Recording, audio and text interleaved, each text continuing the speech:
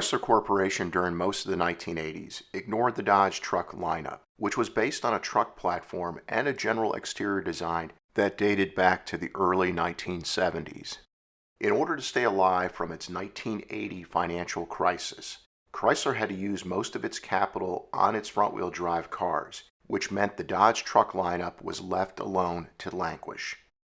The exception was the release of the 1987 Dodge Dakota, which was a mid-size pickup truck. It offered a smaller and more efficient pickup truck package compared to the average full-size pickup at the time. The Dakota was available with a 6.5-foot or 8-foot pickup bed. With an 8-foot bed, it could carry flat multiple 4x8-foot pieces of plywood. In other words, the Dakota was more useful than a compact pickup and more efficient than a full-size pickup. The Dakota created the all-new mid-size truck segment and was a sales success. 104,865 were sold that first year, making the Dakota the best-selling Dodge pickup at that time. This was the start of a 25 model year successful run for the Dakota. Though the Dakota had an attractive boxy shape, a stylish pickup truck interior, good fuel efficiency, and good cargo capacity, by 1989 it was apparent it was missing one important thing: a powerful engine. For 1989, the Dakota received a new 99 horsepower 2.5-liter four-cylinder as its base engine. Optional was a 125 horsepower 3.9-liter V6. Both engines were reliable, but they had lackluster acceleration. However, the 3.9-liter V6 did have very good torque, with 195 pound-feet at a very low 2,000 RPM. For the Dakota, 1989 will best be remembered as the model year of the introduction of the Dakota convertible, which was the first production pickup with a retractable convertible top. Two-wheel drive was standard on the Dakota. Four-wheel drive was optional only with the V6 powered Dakota. Rear anti-lock brakes were standard for 1989. Now imagine a 1989 Dakota with four-wheel drive loaded with cargo. The 125 horsepower V6 was as overtaxed as a 100-year-old man walking up a tall flight of steps. Now this is where the legendary Carroll Shelby enters into the picture. Lee Iacocca had brought him into the picture in the early 1980s to add his performance touch to different front-wheel drive Dodge cars. By the mid-1980s, the fruits of Shelby's efforts yielded great results and fanfare, with these Shelby front-wheel drive high-performance four-cylinder cars obtaining true performance car status. But he ended up making more of a lasting impression with the 1989 Shelby Dakota he created. The concept was simple, one that Shelby made famous back in the 1960s. Drop a performance-oriented V8 under the hood, add wild graphics, and then add other performance tweaks. Shelby used the two-wheel drive 1989 Dakota Sport model with the 6.5-foot bed as the basic platform for his Dakota. He replaced the 3.7-liter V6 with the full-size 1989 Dodge Ram's throttle body fuel-injected 5.2-liter V8. The big problem that Shelby encountered was the 5.2-liter small block V8 didn't fit under the hood of the Dakota. The solution was removing the bulky engine fan and replacing it with a smaller electric fan.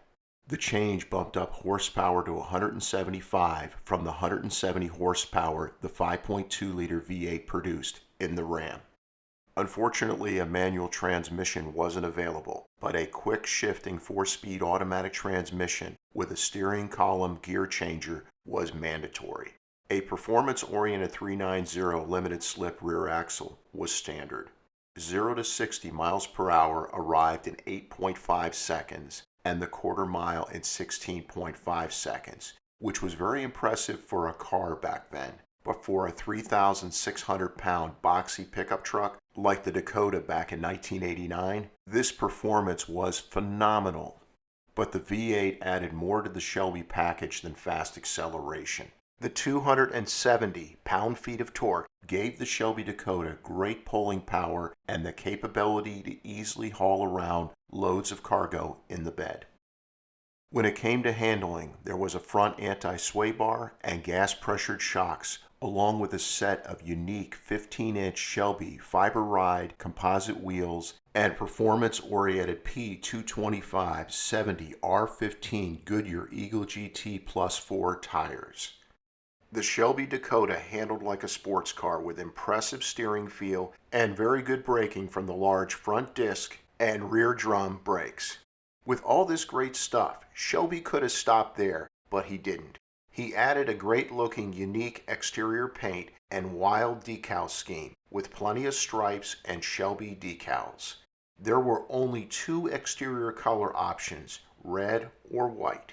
There are rumors there was one Shelby Dakota produced in a 2-tone red and white exterior paint combination. Also standard were attractive black wheel well flares, black front and rear bumpers, a black front air dam which housed 2 fog lights, a blacked out front grille, and a sleek aerodynamic bed mounted light bar. The interior was red with a red cloth bench seating area with gray Shelby cloth seat inserts and a pull-down center armrest. Also standard were gray Shelby cloth inserts on the interior door panels and a great-looking set of round dash gauges which included a 125 mile/hour speedometer and a tachometer. But the best interior touch was a leather-wrapped Shelby racing-style steering wheel. Depending on the source, there were 1,475 or 1,500 Shelby Dakotas produced for 1989. The MSRP sticker price was around $16,000, which was very reasonable for all that the buyer got. The real story of the Shelby Dakota wasn't that it was a rare special edition pickup. No, this is a story of the fastest and best handling pickup truck produced up until that time, and about a pickup that created the performance pickup truck market, which the 1991 GMC Cyclone took to the next performance level. Now it should be noted that some will attribute the 1978 to 1979 Dodge Little Red Express pickup as being the first performance pickup. Though it was quick in a straight line, its handling wasn't performance oriented. This is why the Shelby Dakota is the first production performance pickup truck. The Shelby Dakota proved to Chrysler that the Dakota needed a V8. The message was received loud and clear. Starting with the 1991 model year, the Dodge Dakota had a V8 option for every year of production until Dakota production finally ceased at the end of the 2011 model year. Unfortunately, the Shelby Dakota never returned again to the Dodge pickup truck lineup. Are you concerned about the Shelby Dakota's place in automotive history? Its future looks bright. A mint-conditioned example, which was the first production Shelby Dakota in the production run, sold for $39,600 at the Barrett-Jackson Scottsdale auction in January 2018. Thank you so much for your support of this channel. Please subscribe since your support is the reason this channel is a success. And please make sure to click on the bell icon so that you never miss a new video release.